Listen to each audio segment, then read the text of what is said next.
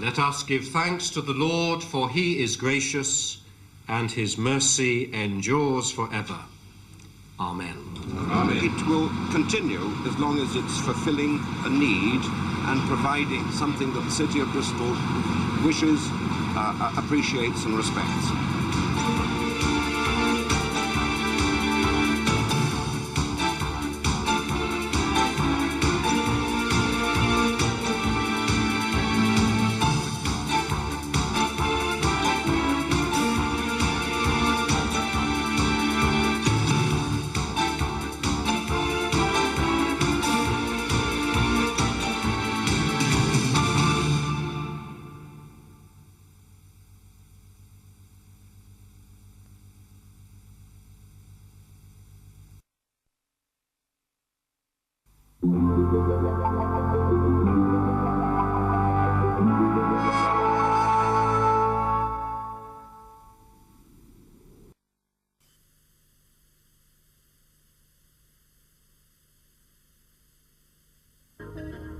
Hello and welcome to Inside Out for the West Country.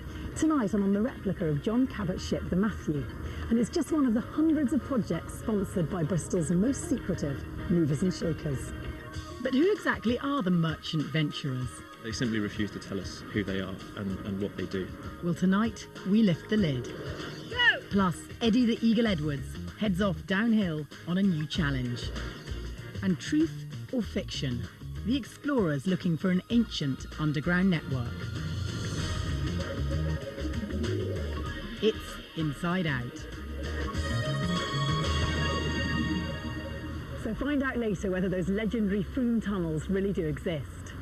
Now behind me in that impressive building, about 60 of Bristol's richest, most powerful men are about to sit down to a very posh lunch. They're the merchant venturers, and they do lots of good deeds for charity. But some people in the city say they're too influential and they're too secretive. So I've decided to go on a mission to discover what this merchant venturing's really all about.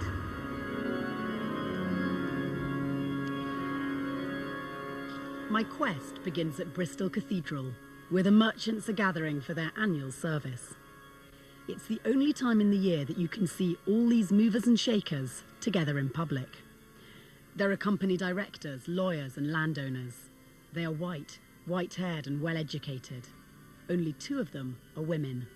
They are, without doubt, members of Bristol's most exclusive club. The merchants are powerful and private. Investigative journalist Rich Cookson is deeply suspicious of them. They're an extremely powerful and extremely wealthy group of people who have an enormous amount of influence over the city. And they simply refuse to tell us who they are and what they do. The merchants have been pulling strings in Bristol for 800 years. For 3.5 centuries, they controlled all shipping in the city. They took part enthusiastically in the slave trade. It made them hugely wealthy. They've invested in the city. They've had a hand in most of Bristol's landmark buildings and adventures. But the merchants say their main business today is giving their money away. After the cathedral service, their wives hand out coins and buns to children from the 2 private schools they support. I'm going to grab the chance to ask the new master what merchant venturing's all about. What does that mean? Oh, that's a big question. That means a lot. A lot of responsibilities. We've got almshouses and we have trustees of the Downs. And so where do buns and shillings and buns and shillings coming from a long way away. Each of the pupils comes to the Charter Day service and they get given a bun and they get given a shilling. Do you know what the merchant venturers do? Look after the school and the money at school, and they come to prize day. How do you become a merchant venturer?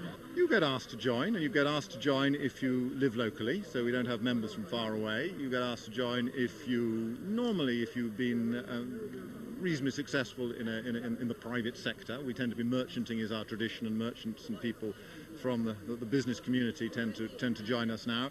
Also, if you are willing and have shown a track record in wanting to help with charitable and other activities. In other words, successful, rich and kind. Your words, but that might sum it up. But it may not be enough. Mr. Teo runs 2 restaurants and a shop in Bristol. In other words, he's a merchant, he's successful, and he's kind. He supports several good causes.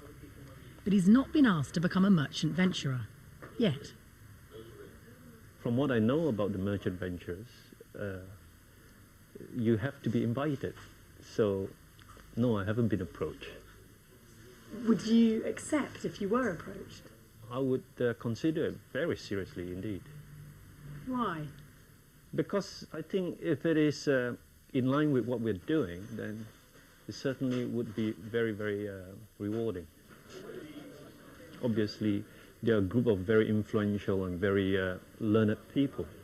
So from that point of view, they probably do belong to a certain group. Rich, the chief critic of the merchants, wants to show me how they've shaped Bristol.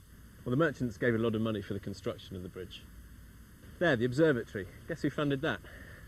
The merchant venturers? Yep, you're learning. They've left their mark all over the city. Well, that was the site of the original Merchants' Hall. It was destroyed in the Second World War, and obviously this new building was put up several years ago.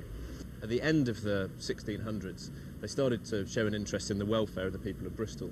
So they started to build buildings like this, which is an almshouse. Remember that these buildings were funded with money from the slave trade, and the merchants were incredibly rich at that time. The merchants are still rich, with more than £100 million in charitable trusts. Their home on Clifton Down is full of treasures, including fine paintings and royal charters. It used to be a very private space. Now you can hire it for weddings. And, in another break with tradition, the master has let me in and agreed to answer my questions. We are an organisation that nowadays is in fact purely focused on trying to help the prosperity and well-being of Bristol. But if you boil it down to what do, we help run trusts, we help run charities, we help provide trustees and governors for schools and so forth. The merchants' top priority has always been caring for the elderly. They've just spent £15 million on a home in North Bristol for hundreds of elderly people, like 100-year-old Phyllis. We've come to have a look at your home, isn't it? This world. See, these merchant venturers have a finger in almost every pie. Well, I don't blame them if they got the chance. That's all ideal thing, isn't it? They got the money. Oh, quite. The merchants are so proud of Westbury Fields, they're planning to build another home like it in South Bristol. Since I've been here, to me, this is a new lease of life. Really? Oh, yeah. It's such a dull life before in a house and all that. Now there's entertainment, there's people knocking on the door. You're never lonely. It sounds really very benign and really great. But I suppose because a lot of it happens behind closed doors, you must surely understand why, from the outside, it seems a bit curious, suspicious, really. People don't know what we do. It isn't all that easy to explain. You ask questions about, why do these people come together? What's in it for them? There's a suspicion that there is something in it for them. An incredible privilege, isn't it? It probably does feel elitist. It is elitist. I'm not sure I need to apologise for that. I think if successful people wish to come together and do some good things, then great, let's have more of that. If I give overall one of the good things Dennis was keen for me to see was a new project in South Bristol. After decades of working with the city's private schools, the merchants are now putting time and money into a new state school in Withywood. Dennis is chairing the board. Anything else anyone wants to add? It's a new venture for the merchants. But what do they make of it south of the river? For the school and for the whole of the community in this area, it's going to be a tremendous fillip. This is the site. This is where the miracle is going to take place. The transformation of Withywood Community School into a city academy. Getting involved in the children of Withywood and the children of South Bristol, their education and their future, I think that is to be lauded. They are, as far as I can see, people that it's well worth doing business with. So, one convert at least, but will Rich be won over? Dennis has agreed to meet him at Merchants' Hall. Rich, hello, a suit. This is Richard Cookson. Hi. Richard, hello. Hi. This is the master of the Merchant Venturers. Pleased to meet you. So I'm going to leave you to it. Okay, good. Thanks. You've not been here before, have you? No. First visit? Yeah. Yeah. Good. Yeah. Well, you're very welcome. The issue behind this is this idea of accountability and this fear that there's a sort of smoke-filled room with lots of people scheming and making secret plans, and you don't know who we are and we don't know what we're doing. And that's just not happening. A group of such powerful and wealthy people in Bristol should be accountable. I mean, we should know, for starters, who you are. And one day, in due course, perhaps there'll be a list published, but I think we have to be driven by our members on that, and we're not quite there yet. And most of them are wealthy in their own right, and then they come into an organisation which controls hundreds of millions of pounds. It shouldn't be a threat. In fact, I think it's fantastic for Bristol that you get so many people who are prepared to put time into good activities. Why don't you have any members from the black community or any other ethnic minorities? We're not going to go and have a token person. We're going to have someone who is high achieving in their own walk of life in Bristol. And I see absolutely no doubt that will happen. Why hasn't it happened already? Organisations that are 400 or 500, 600 years old do move quite slowly. We're changing, but slowly, and we will go there. Don't rush us. It's 2005. We now have women. We didn't several years ago. We've made that change. Hopefully within the next several years we will find someone who wants to be a part of this organisation, who fits the bill, and that will happen.